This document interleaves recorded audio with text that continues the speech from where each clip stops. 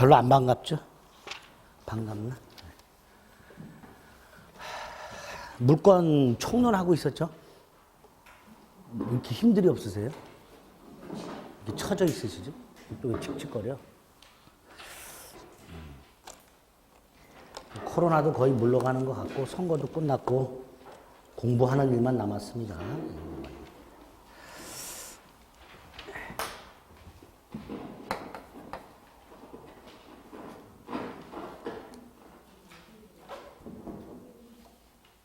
왜 이러지?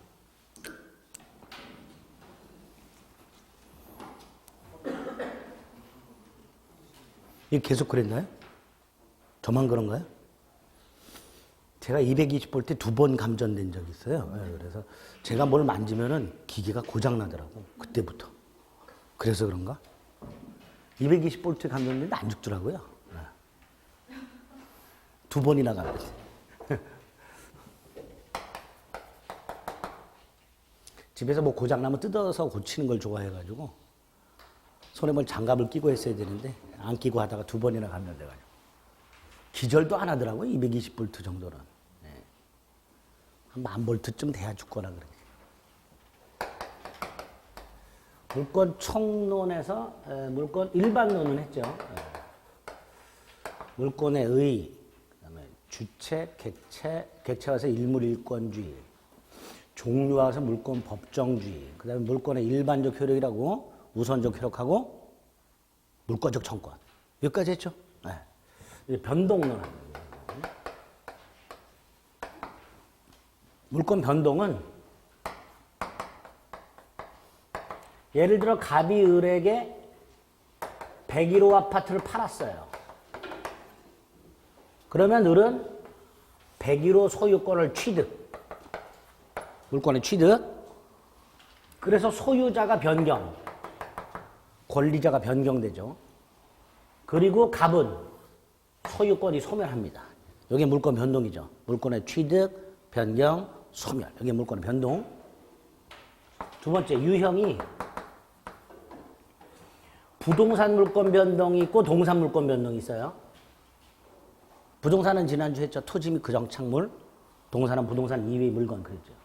그 다음에 그 변동의 원인이 두 가지가 있죠.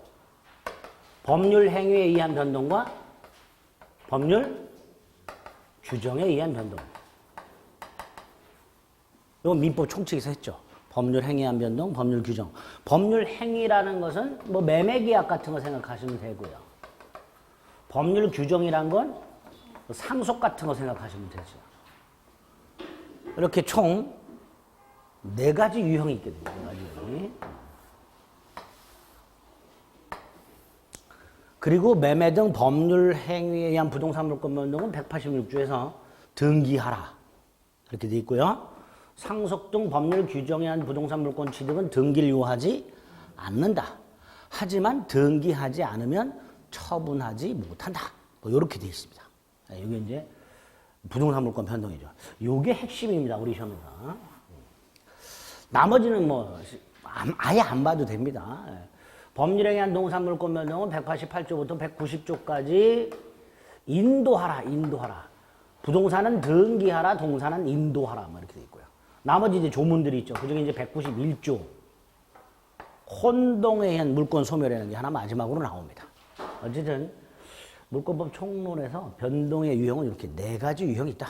그런데 이게 핵심이다. 생각하시면 돼요. 세 번째로 몇 가지 원칙을 미리 좀 봐야 돼요. 요거 보기 전에 첫째가 공시의 원칙이라고. 공시라는 건 이게 내 거라는 거, 이게 내 물건이라는 걸 알리는 걸 말해요. 알리는 거. 뭘 통해서 알리냐? 부동산은 등기를 통해서, 동산은 점유를 통해서. 그 다음에 지난주에 무슨 수목이나 수목의 집단 이런 것들은 명인방법 같은 걸 통해서 알릴 수 있다 그랬죠? 이름표를 붙여가지고 알릴 수 있다 그랬어요. 이게 공시 방법이 되죠. 그리고 이런 걸 통해서 알려라가 공시 원칙이죠. 알려라. 이때 이렇게 알렸을 때 어떤 효과가 생기는가? 효과. 등기를 했을 때, 점유를 했을 때 어떤 효과가 생기는가? 두 가지가 있죠. 성립요건주의가 있고 대항요건주의가 있습니다. 그리고 이 성립요건주의가 우리 민법의 태도예요. 대항요건주의는 몰라도 되는데 공부를 하기 위해서 좀 두 가지가 어떻게 다른지만 이해를 좀 해주시면 돼요. 기울어졌어. 1월 10일 날 각과 을 사이에 101호를 매매하는 계약을 했다. 매매 계약을 하면 갑은 소유권을 이전해 줄 의무가, 을은 대금을 지급할 의무가 생기죠. 의무를 부담하는 행위를 채권 행위라고 그랬습니다.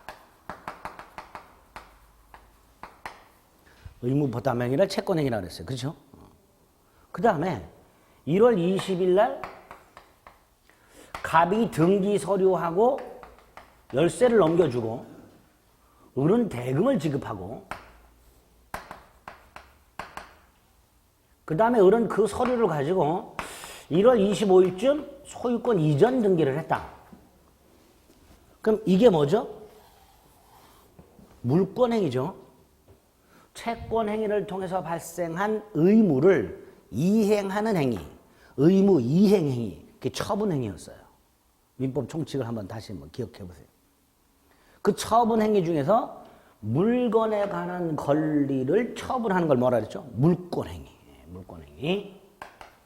그런데 여기서 성립요건주의는 등기까지 해야 을이 소유권을 취득합니다. 이게 성립요건주의예요. 등기까지 해야. 우리 민법이 등기까지 해야 소유권을 취득하도록 하고 있어요. 그러니까 우리 민법은 성립요건주의를 취하고 있습니다. 그럼 대항요건주의는 뭐냐? 자, 1월 20일을 한번 생각을 해보세요. 여러분이 을이라면 돈을 다 주고 등기 서류와 열쇠를 받았어요. 아파트. 이때 을 그날 저녁에 가족들하고 여기 가봐요. 문 따고 들어가가지고 오늘부터 여기가 우리 집이다. 뭐 이렇게 얘기를 한 그런 상황을 한번 생각해 보세요. 그럴 수 있죠. 돈 다 주고 열쇠까지 받았으니까. 근데 꼬맹이가 아빠 등기부 좀 보여줘. 아빠가 등기부를 보여줬더니 아직 갑의 이름으로 돼 있어. 그럼 꼬맹이가 안 믿어.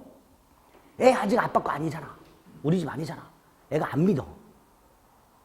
그러면 을은 등기부에는 아직 갑으로 돼 있으니까 계속 내 거라고 얘기해봐야 안 믿어주니까 믿게 하려면 어떻게 해야 돼? 등기해야지. 그죠? 그래서 대항요건주의는 일단 요날 을에게 소유권이 넘어가요. 1월 20일 날 대항요건주의는. 그런데 을이 이게 내 거다라고 소유권을 제3자에게 주장하려면 뭐 해라? 등기하라. 그게 대항요건주의. 근데 이 대항요건주의에 의하면 1월 20일 날 일단 을에게 소유권이 넘어가죠. 근데 25일까지는 사람들이 믿어줘요? 안 믿어줘요? 안 믿어줘요. 이런 문제가 생겨요. 대항요건주의. 그래서 우리나라는 그렇게 하지 말고 깔끔하게 등기 전후를 통해서 소유권의 귀속을 밝히자. 그래서 성립요건주의. 깔끔하죠? 이렇게 성립요건주의를 취하고 있다. 요걸 딱 머릿속에 넣어두시면 돼요. 그래서 성립요건주의와 대항요건주의 차이는 등기가 소유권을 취득하기 위한 요건이냐 아니면 제3자에게 소유권을 주장하기 위한 요건에 불과하냐 이런 차이가 있다. 여기는 이해됐죠? 네, 그렇게 우리나라는 이걸 취하고 있다. 두 번째, 공신의 원칙.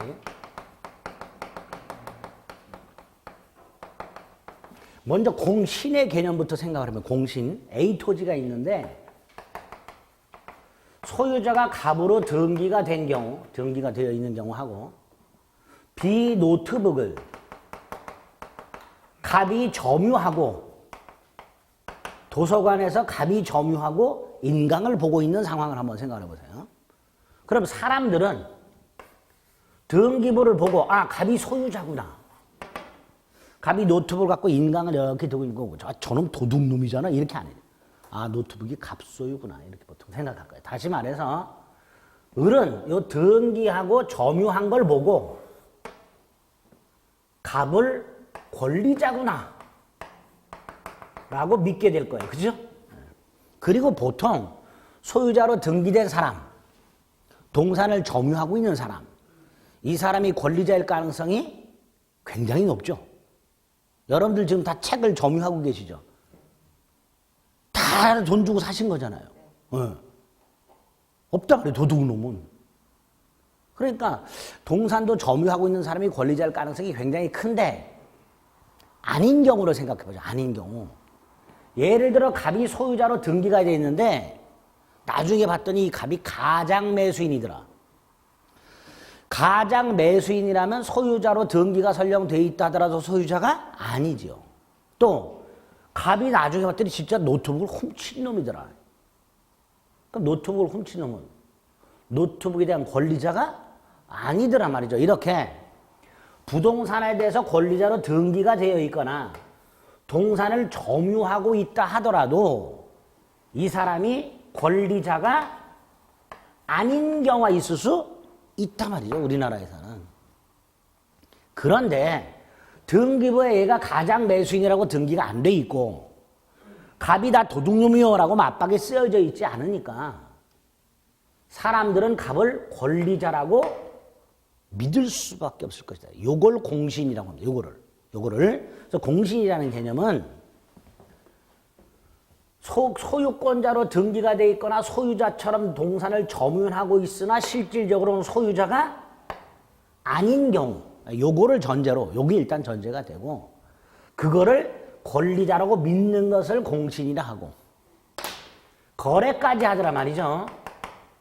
그런데 이 경우 을이 설령 갑으로부터 등기를 넘겨받거나 점유를 넘겨받더라도 권리는 취득을 못해요.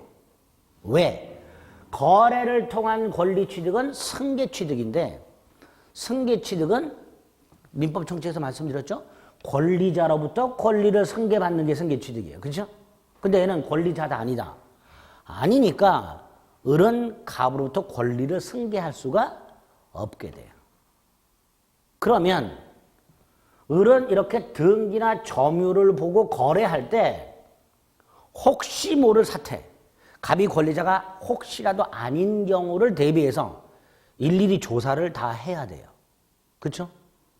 그래 안 그래요? 그러다 보면 거래 시간이 늘어나죠. 다시 말해서 거래 신속이 저해가 돼요.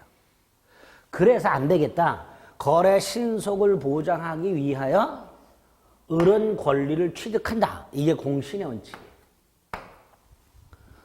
권리자 아닌 자의 등기나 권리자 아닌 자의 점유를 믿고 거래한 사람을 보호하는 원칙. 그걸 공신의 원칙이랍니다. 자, 여기서 우리 민법.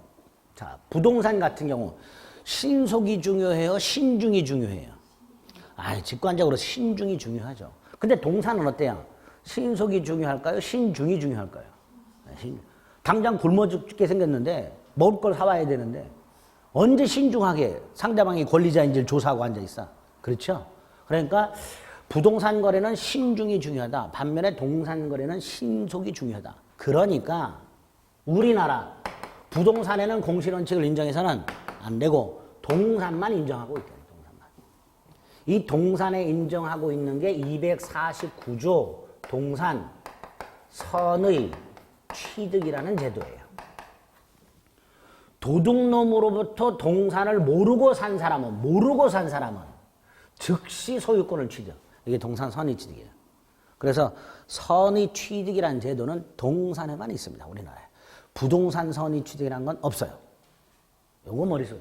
그럼 이제 부동산의 경우에는 등기를 믿고 거래했지만 권리자가 아닐 때에는 권리를 취득할 수 없는 게 원칙입니다. 다만 우리 민법 총칙에서 무슨 선의의 제3자에게 대항하지 못한다 이런 거 본 적 있죠?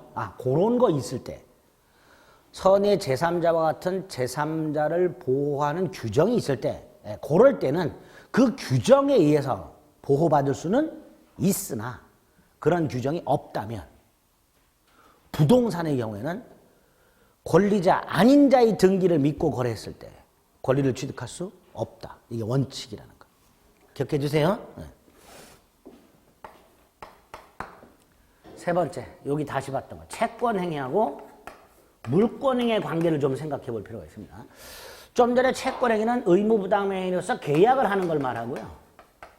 물권행위는 처분의 일정으로서 권리를 넘겨주는 행위라고 그랬어요. 그렇죠? 물권을 넘겨주는 행위. 근데 동산의 경우에는 계약하고 이행이 동시에 이루어지죠. 편의점 가서 물건 살 때 계약과 동시에 이루어지죠. 즉 채권행위와 물권행위가 동시에 이루어져요. 보통은. 근데 부동산은 따로따로 하는 게 보통이죠. 계약은 오늘 하고 이행은 며칠 있다가 이렇게 하는 게 보통이에요. 요럴 때 문제가 좀 있다. 어떤 문제가 있냐? 1월 10일 날 채권행위 할 당시에 갑이 만취 있었다. 또는 1월 10일 날 갑이 미성년자였다. 근데 부모 동의를 안 받았다. 그럼 이 채권행위는 물권행위 원인행위라고도 하는데요. 물권행위 원인행위라고도 하는데 채권행위는 무효 또는 취소 사유가 있죠. 있어. 무효 또는 취소. 그런데 1월 20일 날 갑은 멀쩡해. 술 다 깼어. 그 사이에 성년자가 됐어. 그럼 물권행위는 무효 취소 사유가 있다 없다? 없지요. 그러니까 채권행위는 무효 취소인데 물권행위는 영향을 받냐 안 받냐 이런 문제가 생길 수 있단 말이죠. 그죠? 극단적인 얘기는 하나 이럴 수 있단 말이에요. 우리나라에서. 자, 이럴 때 학설이 굉장히 많아요. 많은데 다 필요 없고 우리 대법원이 어떻게 생각하는가만 확인하시면 됩니다. 우리 대법원은 이렇게 채권행위와 물권행위가 날짜를 달리해서 따로따로 했다 하더라도 하나의 행위로 봅니다. 하나의 행위. 그거를 물권행위의 독자성 부정이라고 해요. 하나의 행위다. 하나의 행위다.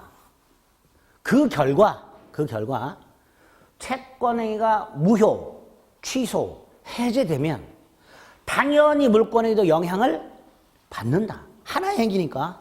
그죠? 그거를 유인성이라고 해요. 이게 판례예요. 하나의 행위고 영향을 받는단 말이죠. 그래서 이 대법원에 의할 때 결론을 생각하셔야 돼요. 계약을 하고 채권행위 등기까지 넘겨줌으로써 아까 등기를 넘겨주면 우리나라에서는 소유권을 취득한다고 그랬죠. 네? 이렇게 우리 소유권을 취득한 상태에서 계약이 이 채권행위가 실효가 됐다. 1월 30일쯤 계약이 무효라는 사실이 밝혀지거나 1월 30일쯤 갑의 부모가 취소를 해버렸거나 뭐 이런 식으로. 그러면 계약이 실효가 됐죠. 그럼 당연히 뭐도 효력이 상실한다. 물권행위도 효력이 상실해요. 즉 등기도 무효가 돼버려요. 그것도 소급해서. 그래서 이렇게 채권행위가 실효가 되면 물권행위도 당연히 효력이 상실됨으로써 결론 을에게 이전되어 있는 등기를 말소할 필요 없이 지금 저 101호 등기부를 떼보면 소유권자가 을로 등기가 되어 있는 상태예요. 하지만 그 등기를 삭제할 필요 없이 말소할 필요 없이 소유권은 갑에게 복귀. 조금 더 정확하게 말하면 소유권은 을에게 이전된 적이 없었던 거고요. 그 을 등기는 무효가 돼버려요. 처음부터 무효가 돼버려요. 그래서 소유권자는 갑인데 등기는 을에게 남아있는 이런 상태가 되는 거예요. 그러니까 갑은 자신의 등기 명의를 회복하려면 말소해야 되겠죠. 말소를 청구할 수 있습니다. 요 말소 등기 청구권이 지난주에 봤던 물권적 청구권이에요. 왜? 소유권자는 갑인데 등기는 누구한테 남아있어? 을에게. 그러니까 갑의 소유권 행사가 방해를 받는단 말이죠. 사람들이 믿어주지도 않고 내 거다 그래도. 그러니까 갑은 복귀한 소유권에 기초하여 을등기 말소를 청구할 수 있고 이때 이 갑의 말소 등기 청구권은 소유권에 기초한 물권적 청구권. 기억하셔야 돼요. 그리고 소유권은 10년이 지나도 20년이 지나도 30년이 지나도 소멸시효라는 것에 걸리질 않아요. 그럼 그거에 기초한 물권적 청구권도 소멸시효에 걸리지 않는다. 이렇게 거기까지 기억하셔야 돼요. 물권적 청구권이고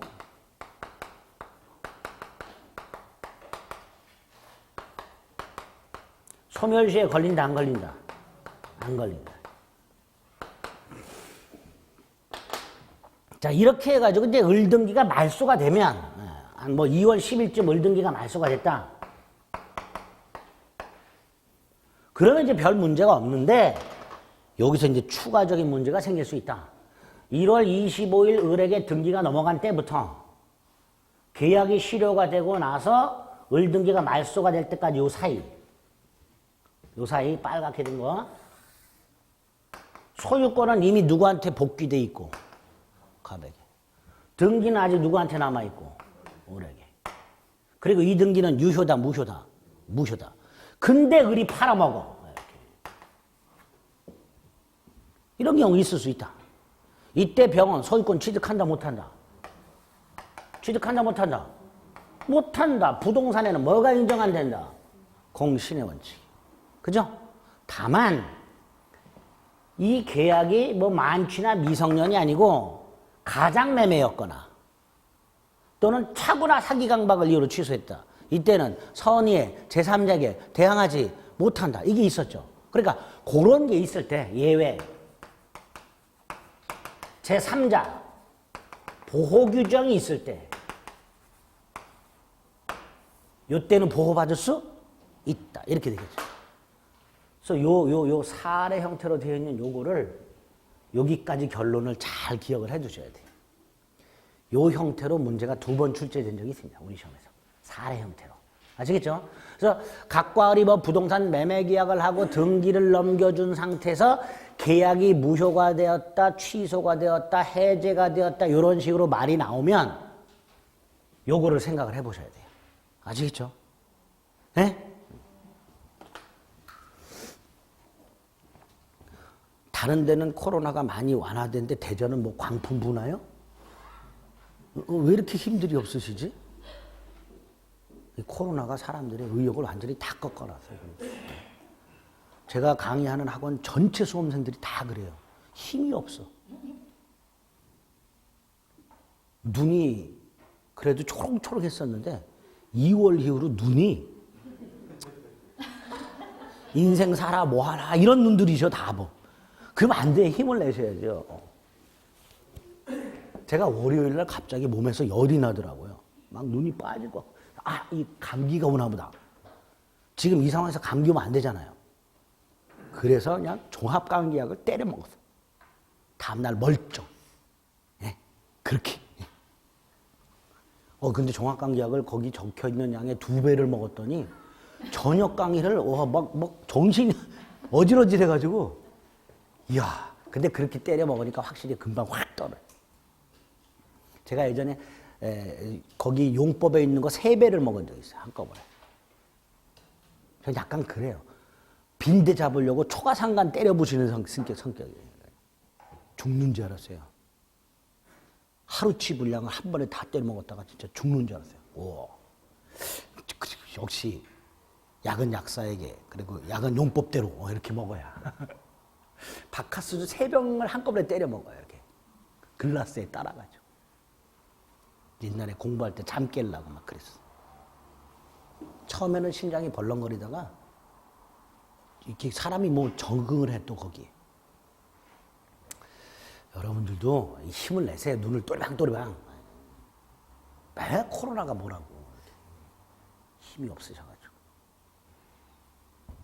머리 박으세요.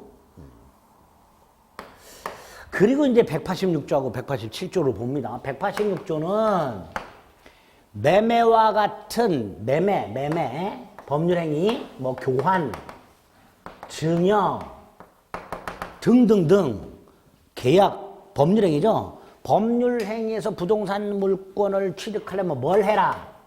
등기를 해라. 이렇게 돼요. 등기를 해라. 이게 첫 번째고요. 그래서 무슨 요건주의? 성립요건주의. 그러니까 내가 아파트를 돈 주고 샀고 열세까지 받아가지고 현재 내가 살고 있어도 등기하지 않는 한 나는 소유권을 취득하지 못하는 거예요. 그렇죠? 두 번째, 인도는 요건이 아니죠. 인도는 요건이 아니다. 인도는. 그러니까 내가 좀 전에 말씀드린 아무리 인도를 받았다 하더라도 등기하지 않는 한 소유권을 취득하지 못하는 거고요. 반대로 인도 안 받았어도 등기하면 뭘 취득한다? 소유권을 취득한다. 이렇게 되겠죠. 어쨌든 등기가 권리를 취득하기 위한 요건입니다. 그런데 이 등기가 권리를 취득하기 위한 요건에서 더 나아가서 그 취득한 권리가 존속하기 위한 요건이냐의 문제가 하나 생겨요. 존속하기 위한 요건이요. A 토지가 있었고요. 갑이 을한테 팔은 다음에 돈을 받고 판 다음에 을에게 등기를 넘겨줬어요. 그럼 을은 소유권을 취득했죠. 근데 이 상태에서 갑이 서류를 위조해서 요거를 말소시켜버리고 불법 말소. 그럼 을은 어찌 됐건 등기를 상실했죠. 갑이 병에게 다시 팔아먹은 이런 사건이 있었다. 갑이라는 놈이. 이때 등기가 권리의 존속 요건이라면 불법이든 어떻든 을은 등기를 일단 상실했으니까 권리가 소멸하게 돼요. 그러니까 갑이 병한테 팔아먹었을 때 병이 소유권을 취득하는 이런 문제가 생겨버립니다. 그래서 우리 대법원은 등기는 권리의 존속 요건이 아니다. 그래서 설령 그 등기가 불법적으로 말소됐다 하더라도 을은 권리를 상실하지 않는다.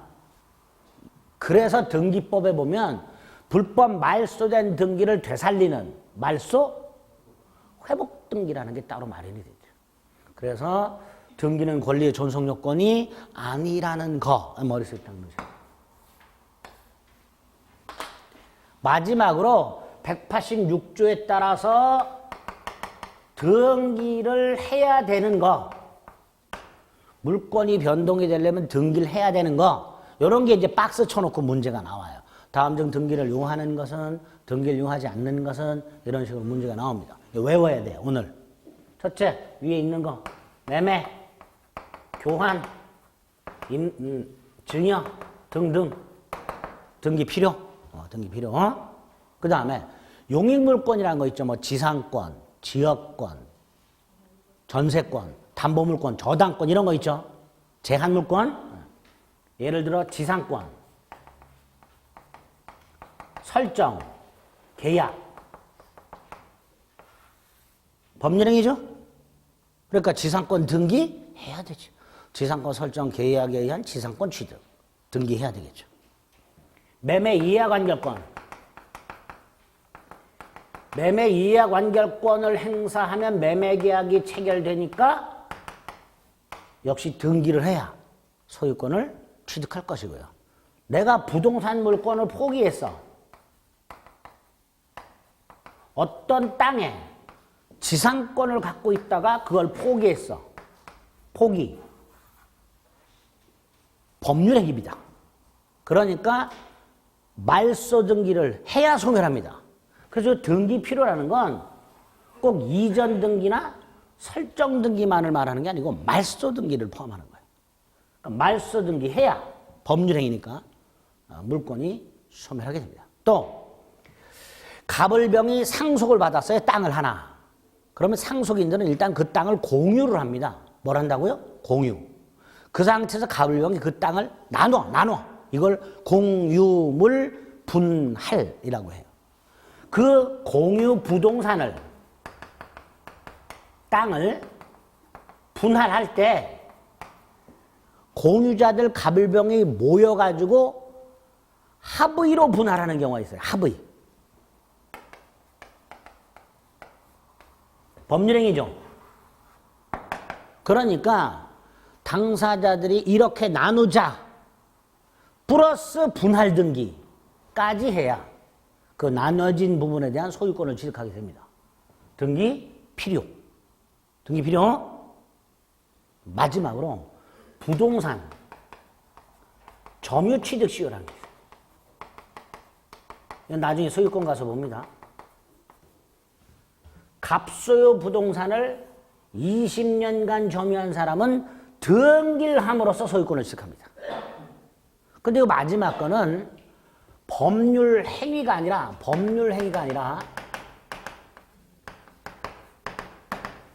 법률 규정에 의한 부동산 물권 취득이에요. 그럼에도 뭐 하도록 돼 있다? 등기하도록 돼 있다. 네?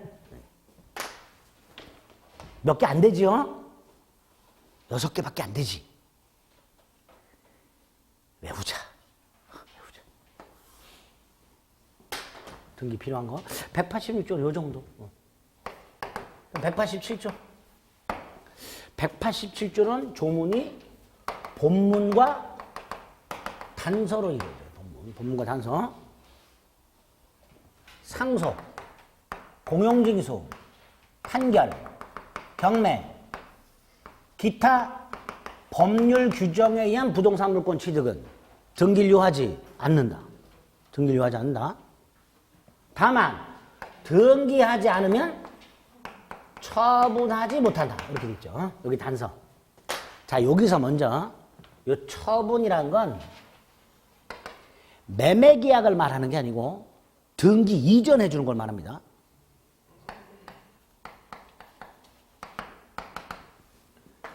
(187조) 단서에서 말하는 처분을 뭘 말한다고요? 등기 이전. 자, 그러면 갑이 땅이 있었는데 사망을 했고 을이 상속을 받았다. 그러면 을은 187조 본문에 따라서 등기 없이 A 토지 뭘 취득한다? 소유권을 취득한다. 그죠? 갑이 사망한 때 갑의 이름으로 되어 있는 소유권 등기를 을에게 이전하지 않아도 을은 이미 소유권을 취득합니다. 이게 187조 본문이.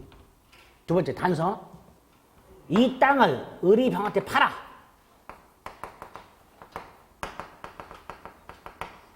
등기하지 않은 상태에서. 그런데 단서에서 등기하지 않으면 뭐 하지 못한다?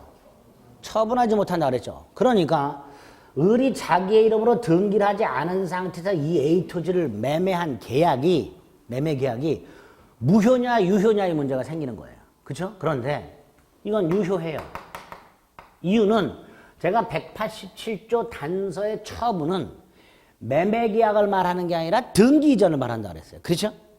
그러니까 이 상황에서, 이 상태에서 을이 병에게 등기를 넘겨줘야 되는데 그 등기를 넘겨줄 때 을이 병에게 이 A 토지 소유권 등기를 넘겨줄 때 네 이름으로 등기를 먼저 하고 그리고 이전해줘라.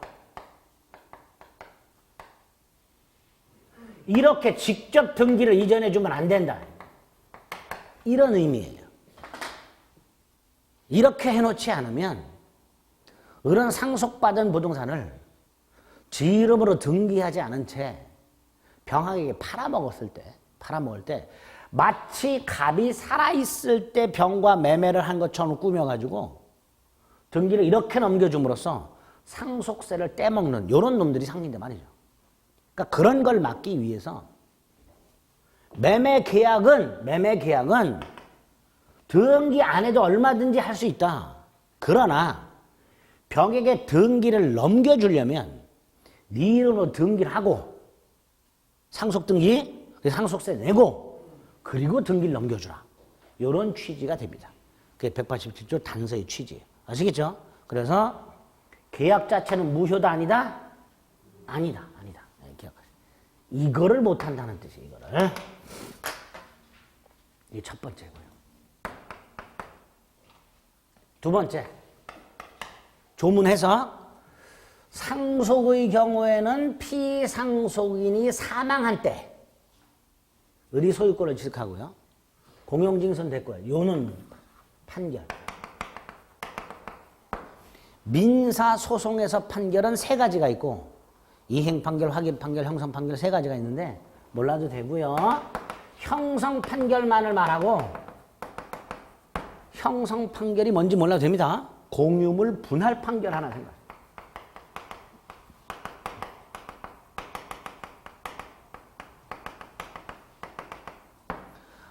아까 상속인들이 부동산을 공동으로 상속한 상태에서 쪼개는 협의를 할 수 있다고 그랬죠.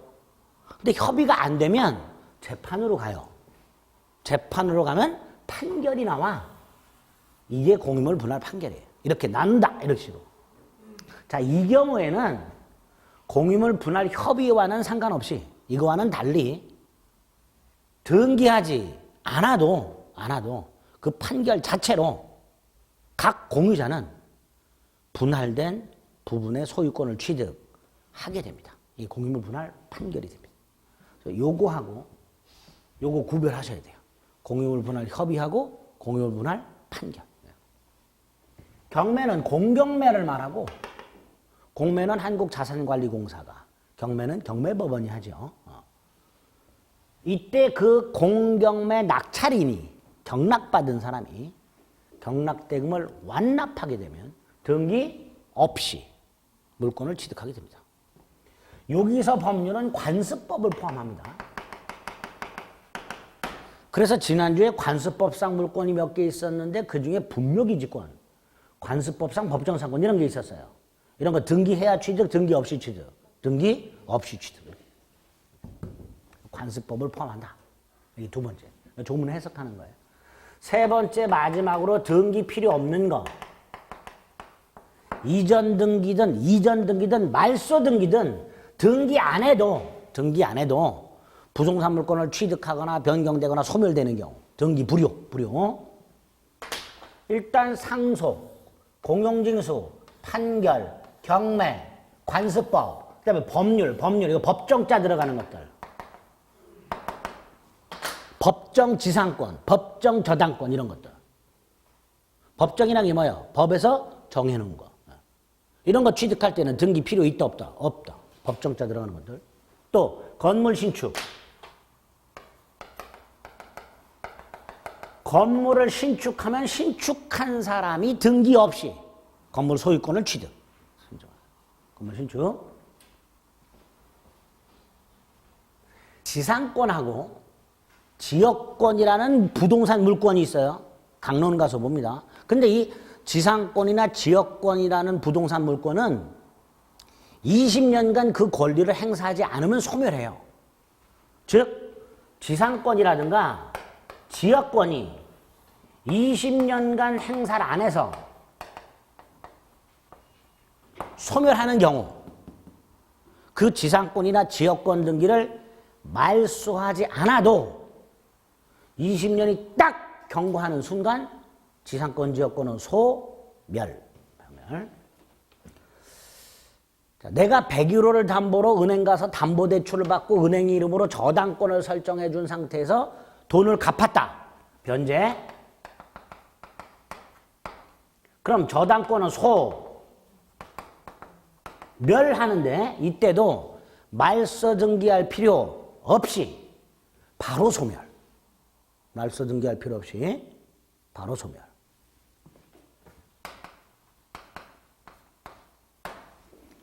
내가 갑수의 땅에 지상권을 갖고 있다가 그냥 사버렸어, 땅을. 그럼 소유권을 취득했죠. 이때 지상권은 소멸. 이걸 혼동의한 소멸이라고 해요. 이때도 말소 등기 필요 있다 없다? 없다. 말소 등기. 분배농지라고 있어요. 분배농지는 국유농지를 분양했다고 생각하시면 돼요. 국민들에게. 이때 분배농지법에 의하면 그 분양받은 사람은 분양대금을 3년에 걸쳐서 국가에 납부하도록 되어 있습니다. 3년에 걸쳐서. 그걸 다 냈어. 그걸 분배농지 상환 완료라고 해요. 농지를 국가로부터 분양받고 그 분양대금을 다 냈다 이런 뜻이에요. 이렇게 분배농지에 대한 분양대금을 완납을 하면 등기 없이 소유권을 취득하도록 되어 있어요. 이런 것들이 등기가 필요 없는 건데 여기에 이제 마지막으로 하나. 아까 이거 떠올리시면 돼요. 원인행위인 채권행위가 실효가 됨으로써 부동산 물권이 복귀할 때 을 등기를 말소할 필요 있다 없다? 없지요. 그죠? 이거를 줄여서 이렇게 말해요. 원인행위, 실효에 의한 부동산 물권 복귀. 매매계약 따위가 효력이 상실됨으로써 부동산 소유권이 매도인에게 복귀할 때 매수인에게 이전되어 있는 등기를 말소할 필요 없이 소유권은 복귀. 이런 것들이 등기가 필요 없는 것들이죠. 그래서 아까 등기 필요한 거 6개 외우시라 그랬고요. 등기 필요 없는 거 외우셔야 돼요. 몇 개야? 7개인가요? 적어도 이 정도는 하세요. 7개 더 되죠. 뭐 상속도 있고 공용징수도 있고 형성 판결도 있고 그죠? 예? 공경매 있고 말이죠. 관습법까지 있으니까 외우시면 올해 나옵니다. 제가 삘이 왔어. 박스 쳐서 나옵니다. 올해 꼭 맞추셔야 돼요. 아시겠죠? 예? 그러니까 쉬는 시간에 저만 쉴 테니까 쉬지 말고 이런 거 외우는 거예요. 이렇게 다 보고서 그냥 오늘 딱 외워. 아 외워도 까먹어요. 아 까먹으면 또 외우면 되지 그렇죠. 자꾸 외우시는. 그리고 이제 등기를 좀 보면 돼요. 등기. 일단 등기는 2차 과목 부동산 등기법에 자세히 나와 있죠. 그래서 그 등기법에 있는 내용은 민법에서는 안 나오고요. 민법에서는 등기와 관련된 대법원 판례가 나옵니다. 그리고 한 7가지 정도가 나와요. 7가지. 그 7가지만 정리하시면 돼요. 먼저 등기의 종류와 관해서 2가지가 나옵니다. 뭐 등기라는 건 우리 직관적으로 다 알고 계시죠. 부동산에 관한 물권을 등기부라는 공적 장부에 등기관이 기록하는 것. 이게 등기예요. 그렇죠? 그게 등기예요. 그 등기의 종류가 쫙 나오죠. 등기법에 보면. 그 중에 보존등기라는 게 있죠. 보존등기는 미등기 부동산, 아직 등기부가 없는 부동산에 대해서 등기부를 새로 만들어. 이걸 등기부 창설이라 하죠. 등기부를 창설하면서 최초로 소유자를 등기하게 돼요. 최초 소유자. 원시 취득자. 그걸 보존등기라 한다. 근데 이게 이중으로 되는 경우. 중복등기. 근데 이 이중 보존등기는 하나의 등기부의 보존등기가 2개 아닙니다. 하나의 등기부에는 최초 등기가 하나밖에 있을 수 없어요. 그러니까 하나의 등기부의 보존등기가 2개가 될 수는 없습니다. 그럼 이중 등기는 뭐냐? 부동산은 하나인데 등기부가 2개. 이걸 이중 보존등기, 중복등기라고 합니다. 그런데 우리나라 등기법에서 등기부는 물적 편성주의를 취하고 하나의 부동산의 등기부가 하나만 있어야 된다. 이게 원칙이죠. 그러니까 2개가 있어. 뭐 어떡할 거냐 이거. 등기법에는 등기관 이걸 정리하는 절차를 만들어놨어요. 등기관은 등기법에 정해진 절차에 따라서 하나만 남겨놓고 나머지를 폐쇄시켜버립니다. 그런데 이때 등기관은 어떤 등기부가 유효한 등기부인지를 판단한다 안 한다? 판단하진 않아요. 우리나라 등기관한테는 형식적 심사권밖에 없어요. 실질적 심사권이 없어요. 즉 등기의 유무효를 판단할 권한이 없어요. 그러니까 등기관은 등기법에 규정된 그 매뉴얼대로 정리를 할 뿐입니다. 그런데 그렇게 등기관에서 정리가 된, 폐쇄가 된 등기부에 등기가 돼 있던 사람, 이 사람이 왜 이걸 말소시키냐, 폐쇄하냐, 다툼이 있을 수 있죠. 이럴 때 우리 대법원은 어떤 등기부가 유효한 등기부인지를 판단해 줘야 돼요. 우리 시험에서는 그게 나옵니다. 그게. 자, 그럼 우리 대법원은 등기부가 2개가 있을 때 어떤 등기부가 유효한 등기부인가? 제일 먼저 표제부를 보게 됩니다. 표제부. 등기부는 표제부하고 사항란으로 이루어져 있고 사항란은 갑구하고 을구로 이루어져 있죠. 갑구는 소유권과 그 처분 제한이 규정돼 있고 기록이 돼 있고 을구는 이제 소유권 이외의 권리가 등기가 되는데 우리 대법원은 2개의 등기부가 있어요. 요거부터 보는데요. 이 표제부는 부동산 현황이 기록돼 있죠. 면적이라든가 건물의 구조라든가 주소지라든가 이런 게 기록이 돼 있어요. 그 표제부를 보고 어떤 등기부가 먼저 만들어졌는지를 따지지 않고 등기부 선후를 따지지 않고 실제 그 부동산 현황과 일치하는 등기부만 유효로 봅니다. 일치. 그럼 예를 들어서 건물 등기부가 두 개가 있는데 실제 건물은 5층 콘크리트로 만들어져 있어. 근데 등기부를 봤더니 하나는 5층 콘크리트라고 돼 있고 하나는 5층 슬라브라도 있어. 그럼 5층 콘크리트로 되어 있는 게 유효한 등기부가 됩니다. 이렇게 표제부는 실제 부동산 현황과 일치하는 등기가 유효. 두 번째, 둘 다 5층 콘크리트라고 돼 있어. 그럼 표제부 가지고는 판단을 못하니까 사항란, 갑구로 가자. 사항란 갖고 와서 최초 보존 등기 명인을 비교하자. 비교해 봤더니 보존 등기 명인이 동일하다. 여기도가 여기도가. 그럼 무조건 선등기. 무조건 선등기. 동일하면. 그런데 다르다. 이렇게. 여기에 문제죠. 왼쪽은 보존 등기 명인이 갑. 오른쪽은 보존 등기 명인이 을로 돼 있더라. 그럼 어떤 게 유효하냐? 원칙. 선등기. 그런데 선등기가 원인 무효? 그럼 예외. 후등기. 요렇게 판단합니다. 원칙 선등기, 예외 후등기. 그래서 선등기가 원인 무효가 아닌 한 후등기는 무효. 이게 판례예요. 그리고 요거와 관련한 대법원 판례 두 개를 오늘 이해합니다. 두 개. 이해만 하시면 돼요. 요 판례에 따라서 A 건물이 있고 갑이 신축을 했어요. 자, 좀 전에 제가 건물을 신축한 사람은 등기 없이 건물 소유권 취득한다 그랬죠? 자, 이 상태에서 갑이 건물을 을에게 팔았어요. 자, 이때 187조 단서에 따라서 갑은 보존 등기를 하고 이전 등기를 해야 되죠? 그죠? 그런데 갑이 세금을 떼먹으려고 지 이름으로 보존 등기하지 않은 채 팔고 을이 보존 등기를 해. 이 무효여야 되죠? 근데 우리 대법원 이거 유효. 그리고 이름도 붙여줘. 모두 생략 등기라고. 머리 모자, 머리 두자를 써서 원시 취득자의 보존 등기를 생략하고 양수인이 보존 등기한 걸 모두 생략 등기라고 이걸 유효로 봐요. 그리고 갑한테 세금만 뜯어내요. 이게 우리 판례예요. 자, 그럼 이게 유효한 상태입니다. 근데 이 상태에서 갑이 을 몰래 지 이름으로 또 보존 등기를 한 사건이 있었어요. 갑이. 그러면 이게 먼저 했죠?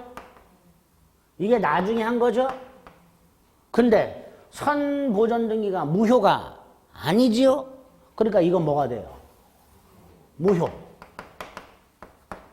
이렇게 말을 하죠?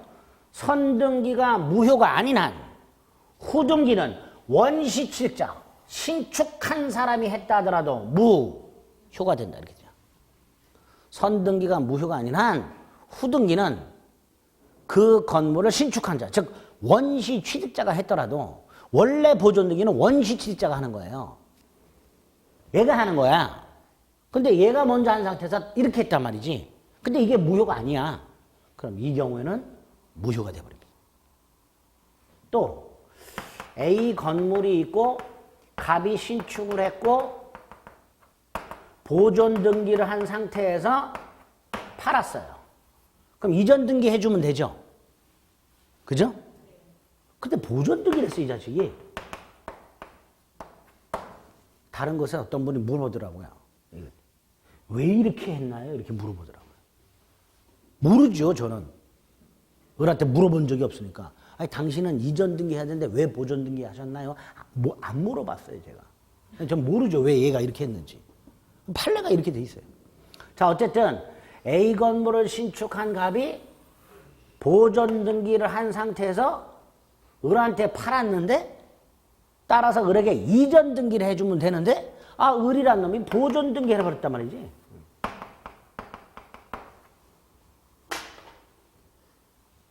이때 이거 무효예요, 아니에요? 이거 무효해, 아니야? 아니죠. 신축한 사람이 보존 등기 했으니까 유효하죠. 그럼 이렇게 말하겠죠? 선등기가 원인 무효가 아닌 한 후등기는 설령 매수인이 했다 하더라도, 그죠? 지금 요 경우에는 을이 분명히 이 건물을 돈을 주고 샀어요. 그러니까 을이 실제 권리자야, 을이. 등기만 안 돼 있을 뿐, 그죠? 근데 보존 등기 했으니까 이 등기는 어찌됐건 권리자의 등기니까 실체 관계와 일치하는 거 아니냐? 그래서 유효한 거 아니냐? 아니다, 우리 대부분. 선등기가 원인 무효가 아닌 한 후등기는 설령 매수인이 했다 하더라도 뭐가 된다? 무효가 된다. 그래서 결론 두 개 합쳐가지고 선등기가 무효가 아닌 한 후등기가 원시칠자가 했더라도 매수인이 했더라도 무효가 된다. 이렇게 되겠죠. 그죠? 이렇게 이중보존 등기를 이렇게 처리하고 있다라는 거 머릿속에 딱 기억을 좀, 특히 상이한 경우 판례 두 개를 머릿속에 꼭 넣으셔야 돼. 아시겠죠? 네. 등기에서 7개 봐야 되는데 그중 이중보존 등기 여기까지만 일단 먼저 체크하고 192페이지를 봅니다. 물권 변동에 의의가 있죠. 취득 변경 소멸을 말한다 그랬고요. 오른쪽에 원인이 있죠. 법률 행위와 법률 규정. 그죠?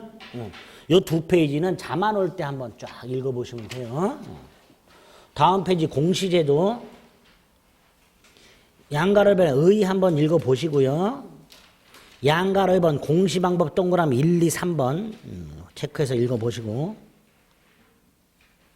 모르는 내용은 그냥 건너뛰셔요. 제가 말씀 안 드린 거는. 자, 공시원칙에 동그라미 1번에 의의가 있고요. 오른쪽에 입법주의라고 성립요건주의와 대항요건주의 두 개가 있습니다. 그 중에 우리나라는 뭘 취하고 있다? 성립요건주의. 그것만 체크하시면 되고요. 쭉 내려가면 공신의 원칙이 있죠. 의의가 있습니다. 동그라미 1번. 기억. 다음 페이지 니은의 세 번째 줄. 니은의 세 번째 줄. 민법은 부동산 등기엔 공실령을 인정하지 않고 동산 점유만 인정하고 있다. 이렇게 돼 있죠. 그죠? 선의 취득을 한다. 밑에 사례가 있는데 사례에서는 1번은 절대로 보지 마시고 2번만 딱 보세요. 2번만. 그 다음 오른쪽 부동산 물권 변동이라고 법률 행위한 부동산 물권 변동 186조와 187조가 있죠. 1번 186조 적용범위라고 해서 양가를 번 나와 있죠. 동그라미 2번만 체크하시면 되죠. 원인 행위 실효에 의한 부동산 물권 복귀. 등기 필요 있다 없다? 없다. 등기 없이 부동산 물권은 복귀되고 이렇게 돼 있죠. 그 다음에 오른쪽에 양가라 위반 다음 페이지 물권의 포기. 우리 교재는 지금 등기 필요한 거라고 해서 요거 하나 지금 딱 나와 있는 거예요. 요거 하나. 그죠? 다 외워요.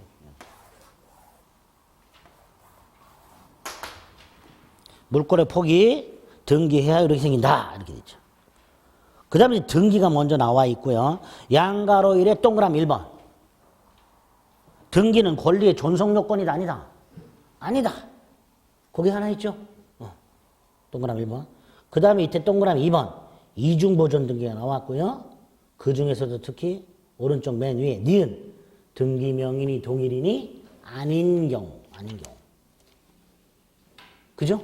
일단 거기까지 일단 체크를 해줍니다. 그리고 나머지는 등기 나머지 6개 다 보고 체크해 드리겠습니다. 잠시 쉬었다 보겠습니다.